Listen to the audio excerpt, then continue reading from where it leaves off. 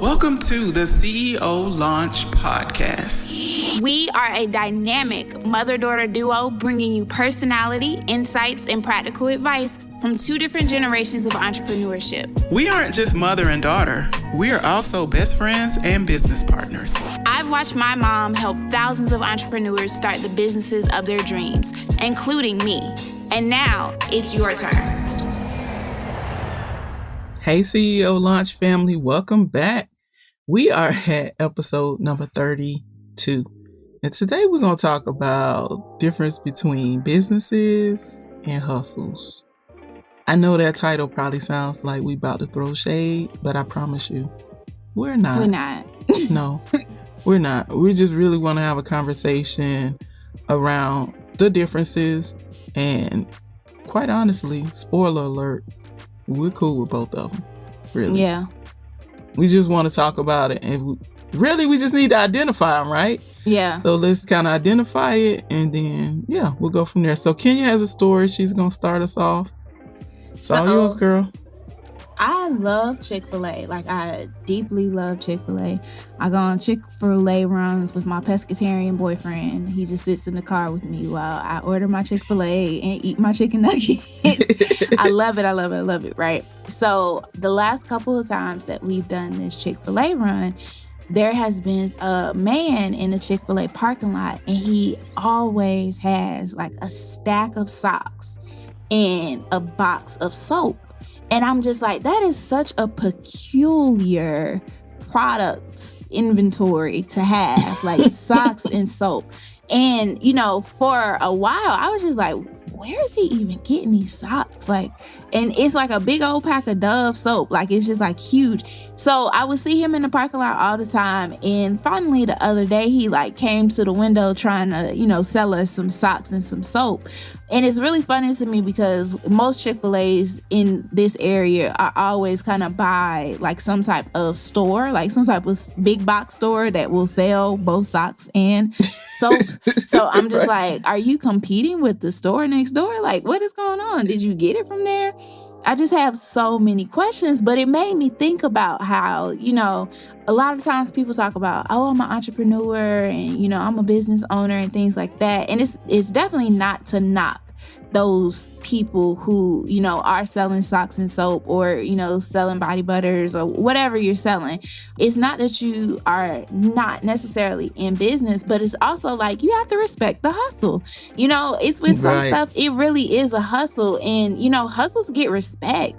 It's a big respect aspect because, hustles is quick cash, is extra cash. Usually it's like something rather creative that you had to come up with and figure out how to market and get other people interested into it. So, go back to our first episode. We talked about our candy lady stories. Those were hustles, right? So. It was hustles, and so it's just like we need that extra income, especially in this like gig economy where it's like you have to have multiple streams of income to really just survive for a lot of the times. It's very, very understandable that, a lot of people are wanting to have hustles and have side hustles and side gigs or whatever we were going to call it in different ways.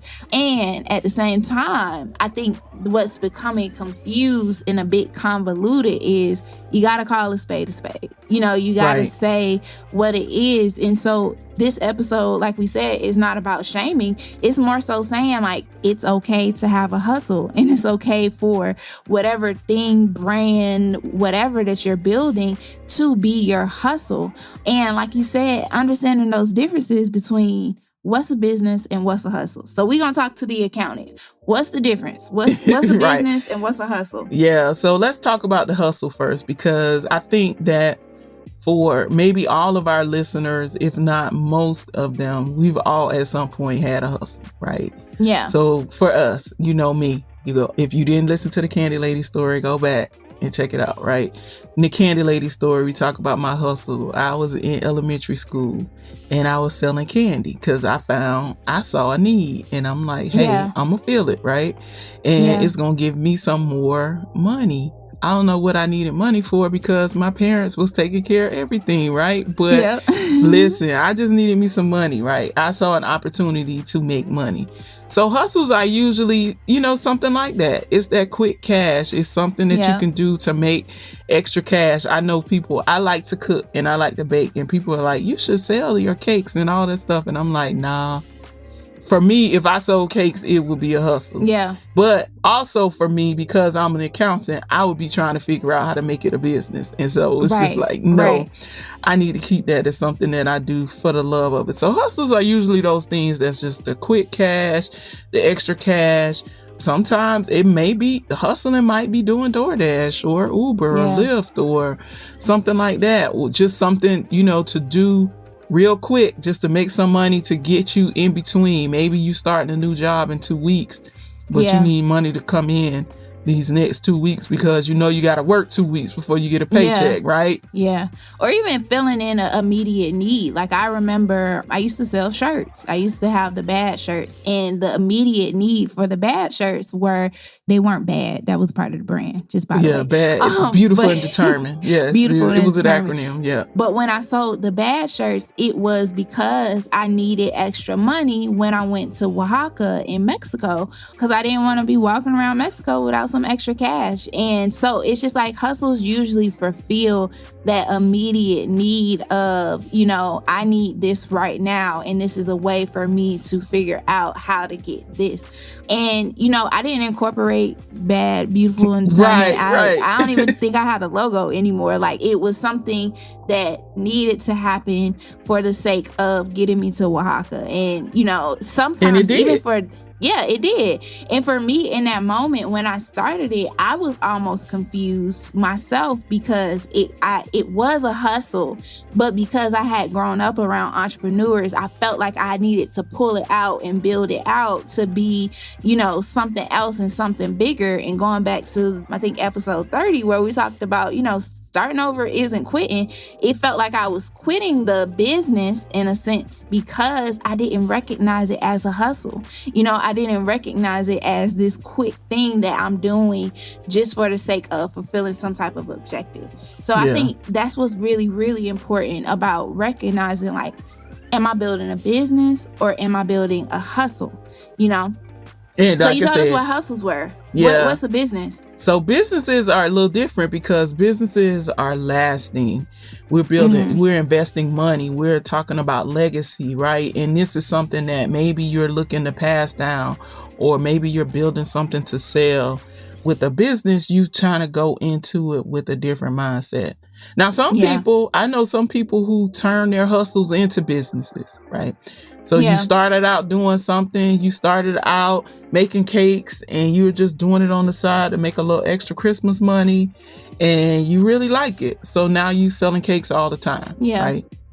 But the difference is more or less, a lot of it is intent. Like when you go into it, what's the intent? Is this intending to at some point replace your income? Is this business intending to support your lifestyle? Is this business intending to create a lasting legacy? All of those things, right? Yeah. So those are some of the things. Now, you tapped me on the shoulder as the accountant, so we got to talk about taxes, right? We do. We got to talk about taxes. So if you got to hustle, I know that's grammatically incorrect, but that felt real good to say it like that, right? It is correct. That's Ebonics. I mean, not Ebonics. What they call it, ABE. It's a vernacular. We English too. Okay. So if you got a hustle, if you have a hustle, right, you still should. I'm kind of jumping to our takeaways, but you still got to think about it from a tax perspective. Like, even if you hustling, that money is still taxable, right? Right. And so maybe you don't have a separate bank account. Maybe you don't have an EIN number and all those things, but you still got to keep track of how much money you made, how much money you spent on that hustle, because we got to claim that stuff on your taxes. And we'll talk about that when we get to the takeaways. But ultimately, the last thing that I wanted to say as we're talking through this before we jump in our takeaways is, I'm not knocking hustles. I respect hustles. I was a hustler. But the thing that I wanted to say is hustles rarely become empires. And so that's why it's so important to delineate what you're doing. You know, Yeah. You selling soap or you trying to buy a Chick-fil-A franchise? You know what I mean? Right. So let's jump to our takeaways. And we kind of talked about it a little bit. Yeah. But You got the to first decide. thing is, you got to decide, are you going to have a hustle or are you building a business, right? Yeah. So, And neither of them are wrong. You know, Right. It's really about you. And like you said, that intent. What are your intentions with this? I am, especially as a career coach, like I 100% believe everybody does not have to have a business to be free. You know, Nope. we can get free at work. We just got to have a different conversation. So it's just like, you don't have to be a business owner. You don't have to be an entrepreneur. You don't have to do these things. But even if you want to have a side hustle, like you just like making candles and that's something that you enjoy, that's okay. Like that's Yeah. perfectly fine. right. You know, and you make don't you have to eat make you off some of that. shoe money. Yeah, you know, So, you don't have to eat off of that. You know, that could just be something that you enjoy and something that you kind of play around with for now until you want to decide to do something else. Like maybe you want to monetize another hobby. All of those things are fine. And if you're building a business, you have to build a business. It requires that investment. You have to see the long term and you have to really start planning and thinking about what am I going to do next, which goes into our second takeaway. If you are building that business, make sure you invest in the business. right. The And systems. we talk about this all the time. We talked about it in the last episode. How Yeah. important it is to have, you got to have systems. You got to have support people. So that's your accountant, your attorney.